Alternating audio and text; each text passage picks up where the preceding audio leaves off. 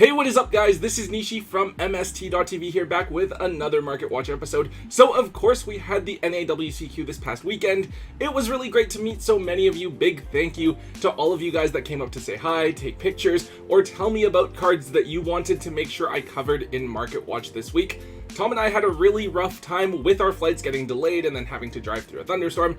Tons of crazy stuff happening, definitely could have been smoother, but aside from that, it was a pretty fun weekend. Anyways, today we are going over some of the aftermath of the NAWCQ weekend.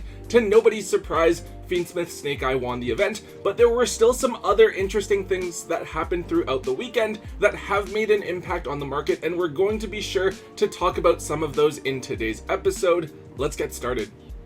So first up, we do need to talk a little bit about Mulcharmy Perulia. Now, leading up to the event, there were a lot of pro players and YugiTubers talking about how Perulia just wasn't that good. If you look at the landscape of the current format, against something like Snake Eye, you're not just going to draw a crazy number of cards, so it can feel like it's really not worth running. As a result, we did see Perulia's price go down considerably from its pre-sale numbers, hitting a low of $25 to $30 on Friday and Saturday morning.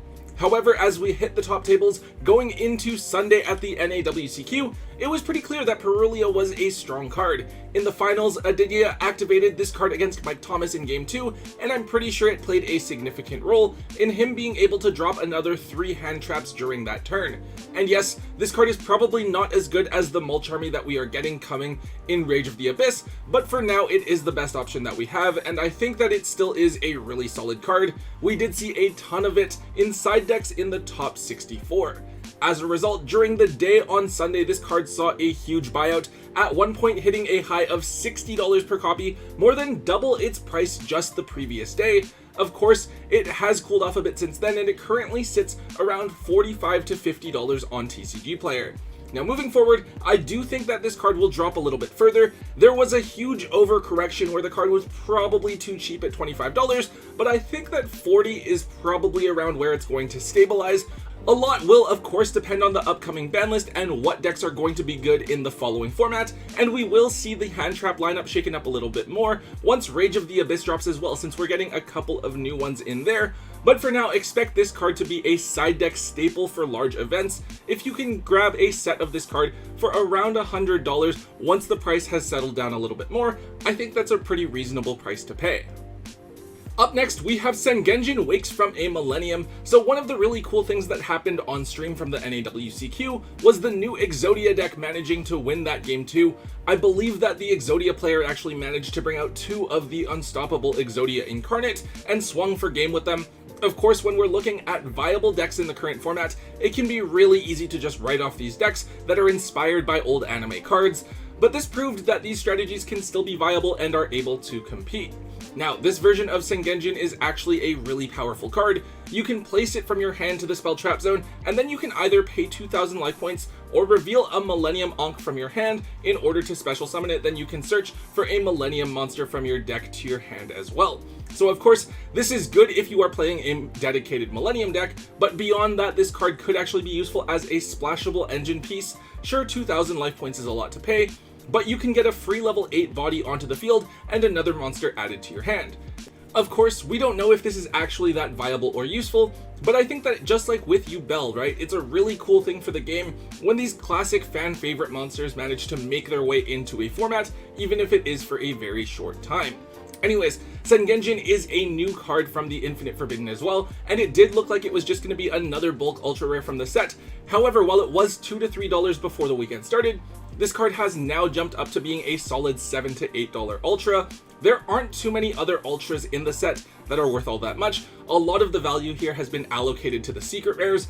Expect this card to drop a little bit back to around maybe $5 a piece, at least until we see the card possibly used in some sort of regional topping deck over the next few weeks.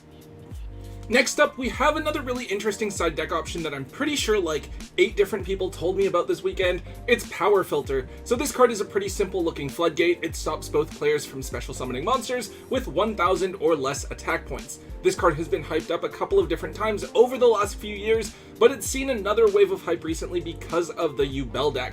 Basically, you side this card against Yubel, and it stops them from special summoning the base form of Yubel, Terror Incarnate, Spirit of Yubel, and Gruesome Grave Squirmer, and obviously if the deck can't summon those Yubel monsters, they can't really get their plays going.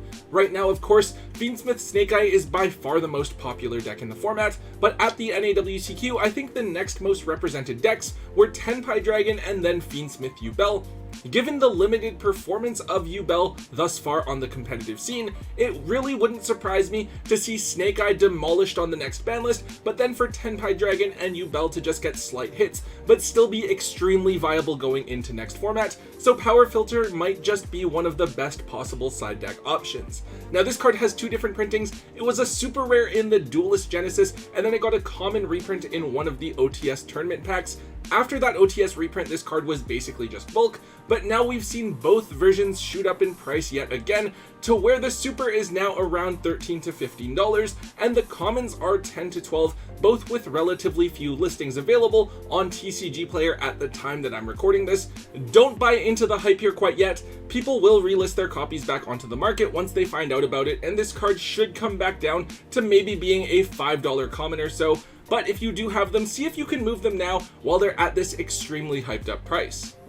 So this one feels pretty random, especially since it's just a common card. It's called Condolence Puppet. Gimmick Puppets of course got a ton of new support in the Infinite Forbidden, and they're a deck that's able to FTK quite consistently. I remember watching someone destroy Team Samurai X1 with this deck. I think the guy had Evenly and Forbidden Droplet, and then activated the field spell in main phase 2, and Sam just scooped it up right there. This deck didn't have a super crazy dominant showing at the NAWCQ, but it was able to make the top 64, so definitely something that is viable this format. Condolence Puppet isn't one of the new cards, it's actually from back in Ignition Assault, but this card lets you send gimmick puppets from your deck to the graveyard with different names up to the number of monsters your opponent controls that were special summoned from the extra deck +1. So this means that theoretically this card could send quite a few different things all in one card. I believe that the list that made top 64 did run 3 copies of this card, which makes sense since it's either really good Ash bait or it's multiple Foolish Burials in one. The funny thing about this card is that it actually just has the one common printing, and Ignition Assault is actually a couple of years old now. So a copy of this card at the moment is going to cost you between $2 to $3 on TCG Player. Now obviously this isn't something that's going to go completely crazy, but a couple of dollars per bulk common is really good value if you're sitting on them and you can find them. I'd actually definitely look to move these right away. Since the new Gimmick Puppet cards were mostly printed in common, I do feel like there's a decent chance that they will be hit in some way on the ban list to make their FTK much less consistent, since I don't think that FTKs are particularly healthy for the game, so you'll definitely want to get as much value out of this card as you possibly can.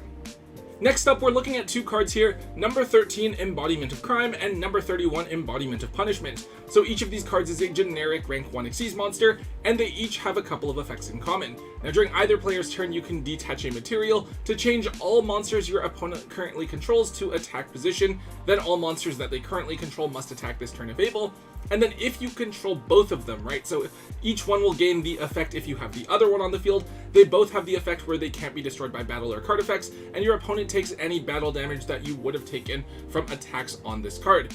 So really it's just the first effect that's going to be particularly useful here, and that's just because of the new Mimigul archetype.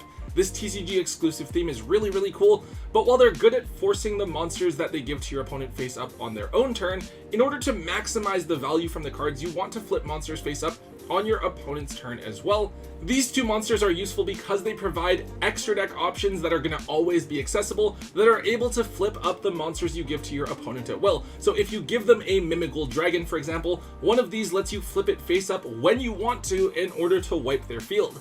Now each of these cards has just one printing from back in Premium Gold, which came out back in 2014. These cards are literally a decade old with just the one printing. Now historically these were pretty cheap, only being worth a couple of dollars at most.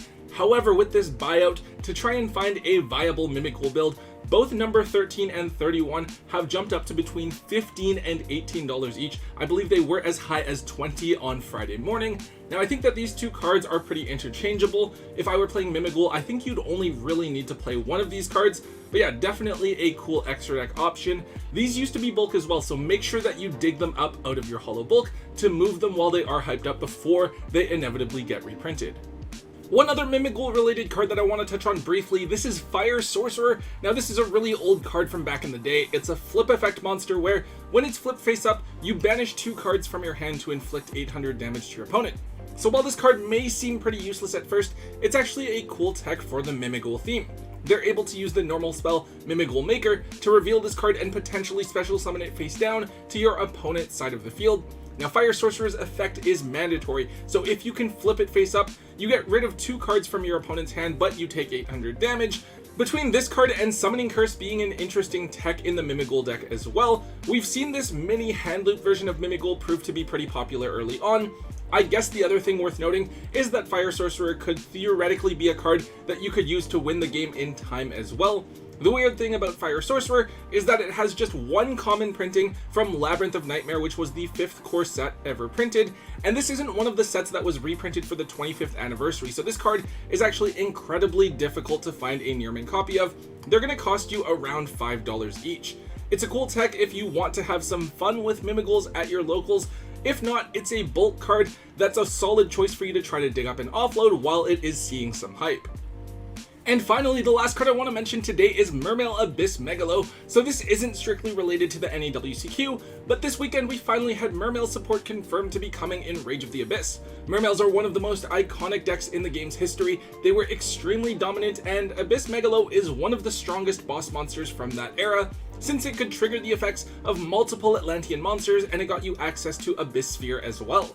So I feel like with the new support, the emphasis seems to be on the higher level Mermail monsters, since it references ones that are level 7 or higher. Abyss Megalo and then Abyss Teus were 2 of the most used ones back when Mermails were popular.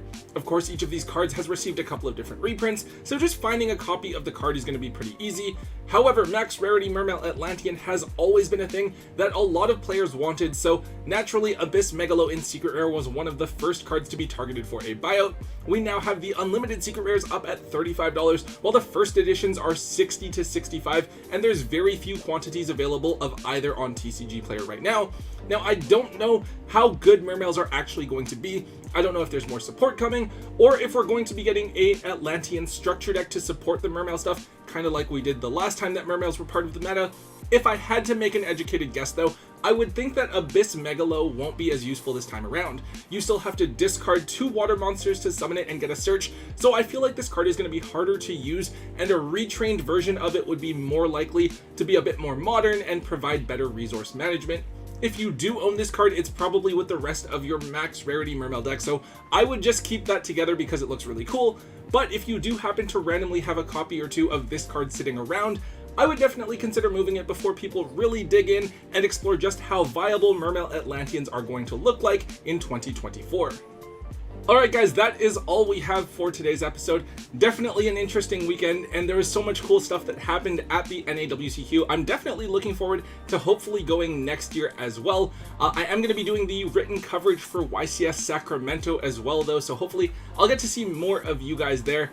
Make sure that you guys stay tuned to see how the Infinite Forbidden is going to change over the next couple of weeks, because we do have that ban list that's going to be coming in mid to late August as well.